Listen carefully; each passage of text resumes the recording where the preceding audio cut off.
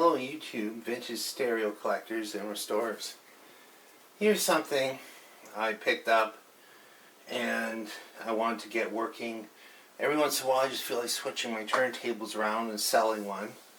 So I have a dual turntable that I'm going to move off and use this one. I've had several in this series of these Technics mid-80s direct drive turntables and a couple of the belt ones with linear tracking, and I really like them. There's something just, especially this one is in such nice shape. Few little swirls. I should be able to get that out with some car polish, you know.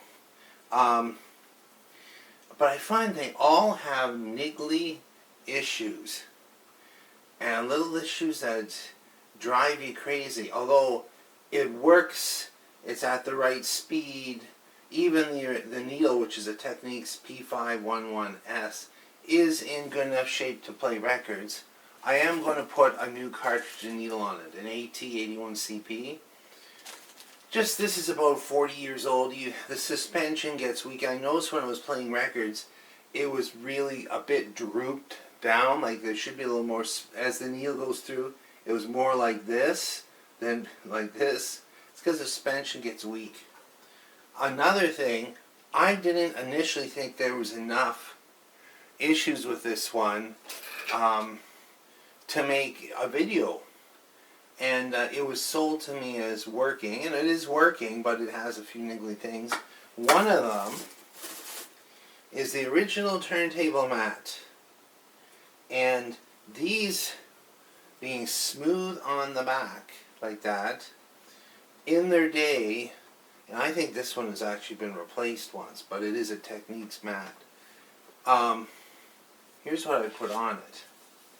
Another rubber mat. This is one of the ones you can get on Amazon. These have an issue because they go over there and originally had a pop up there. They kind of skate around, and if it's not aligned over, there's a switch here. So I'll pull it out so you can see it. This switch, you wonder, well, why is he taking all this stuff out? Because it's problematic. This here actually lets it know mechanically if there's a record on the table. Makes sense? Okay. If there isn't a record on the table, this tab is out and it actually hits a switch which sends a pulse to the chip and tells it to shut down. Okay, fair enough. The problem with it is trying to get a mat that works with that without hacking it up. And the other thing is, for instance, when I put a record on the turntable, I usually clean it with a brush and fluid first, and then I give it a sweep with the anti-static brush. So I start the table up and use a carbon fiber brush just to get anything that's left over and to neutralize the static charge. You can't do that with this because there's a switch over here that lets it know whether the lid's open, so it will not start up without a record, number one. If you do put a record on it, it won't start up unless this switch is depressed, and that's what happens when you close the lid. But how are you supposed to clean the record? Couple little things. So very easy, non-destructive things to do. Done this many times.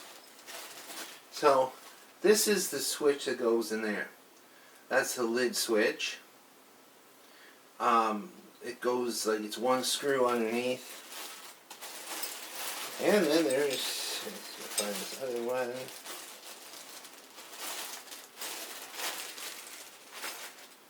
I put it here somewhere.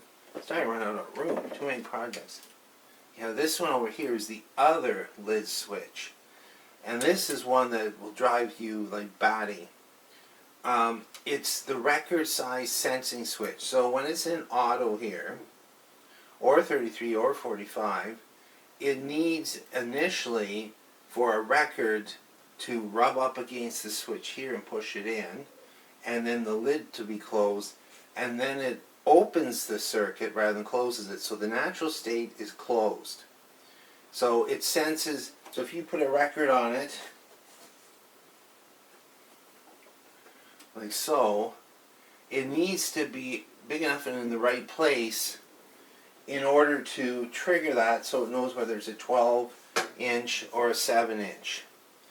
What I noticed is, and it's even more so, it's worse, this used to be a problem years ago, and I had fixed a couple like this, and you know, you keep the switch, if the next one wants to put it in, it's like 2 screws and a plug. The thing about it is, these days we have a lot of 180 gram records or 200 gram records. You know, the reissue ones? Well, some of those I noticed they're thick enough, so this new mat that I put on, it's thick enough and the record's thick enough, but for whatever reason, it's just a little bit smaller diameter. You go, wait a minute, a 12-inch LP is a 12-inch LP. But for instance, I have this Deep Purple album here. This is an original issue. It works with the switch. But then I had a Christmas record. It was a reissue of an Ella Fitzgerald. It wouldn't trigger the switch. It's just a little bit too small, believe it or not. There's wide variation. It seems the thicker records don't have as much of an end bead. But this was a problem back in the day, and it's a worse problem now. The best thing, honestly, to do is, if you just take the switch out, take the screws out, pull it out from underneath, unplug it from the board, you lose the auto sensing, but in 33 it drops here, in 45 it speeds up and drops here. It just makes it, I mean, it's not like you have to touch the needle anyway. But these are just little things like, they all can be put back, that would make the turntable just a little bit, I don't like, especially an automatic table, you don't want it to be irritating. So this is a quartz direct drive table. The motor is as simple can be. And, Anne, would you have 2 big pens out there? I'm just getting 2 big pens. I just want to show you a little trick. What we'll do is we'll prop this open a bit. Awesome, thank you. Doesn't matter what color they are, okay? Back in about 1987, we were getting some of these back. And what the issue was this switch and taking this pop out. Some people wanted them modded so that that darn switch wasn't there, even back then. So, the platter is so hard to get a grip on it, okay? And one of the guys there that I worked with said, oh, let me show you a little trick. And he took 2 big pens, and he put them in the transit slots, and he just moved it back and forth a little bit like this. See how bonded on that gets? This was off yesterday. Oh, there it is. It literally gets almost bonded on. I put oil around that. But part of the problem is this magnet. But anyway, under here, make sure all the dust is out of here. This is the coils that rotate against the magnet. This is what turns the thing off if there's in a record. But this one doesn't matter. If you've got the switch in the platter out, nothing will ever hit it. So anyway, that's just a quick rundown of some things you can do to make this work better.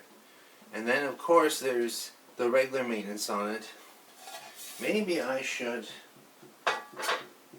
just flip it over and show you. And take this, it's on a towel, hang on to the lid. I got the bottom off. Bring it over. It's a bigger unit. There's a smaller version of this, but there it is inside. So this is the board that controls speed, transformer. This is the function board. If it were the modern ICs, it would be smaller. But there's a few things to do on these. One is, see this plate? Tighten it down. They're almost always a bit loose. And then tighten down the bearing. That's another problem that comes up. Put a couple of drops of oil right in there, right where the shaft protrudes from the bearing housing. It's a brass bearing, and they never seem to wear out. They really last. And then get some contact cleaner. The 3345 switch, give it a shot. There's really nothing else you have to contact clean under here. You could the power switch if it's sticking. It's greased where the actual shaft is that goes into it, and then a shot into it of contact cleaner. But they're usually okay. Yeah, so this is actually, it's pretty simple and very reliable. I've never heard of a problem on these boards, which is kind of interesting. And if you look carefully, okay, there is only one potentiometer right here, VR301, that sets the clock speed on this IC based on this crystal. Don't mess with it. Put a strobe disc on it. If it's 33 1/3, don't mess with it. If 33 1/3 is right, 45 will be. Just a little bit off, it may not even start up. Anyway, that's what all I wanted to say. Thanks for watching and listening.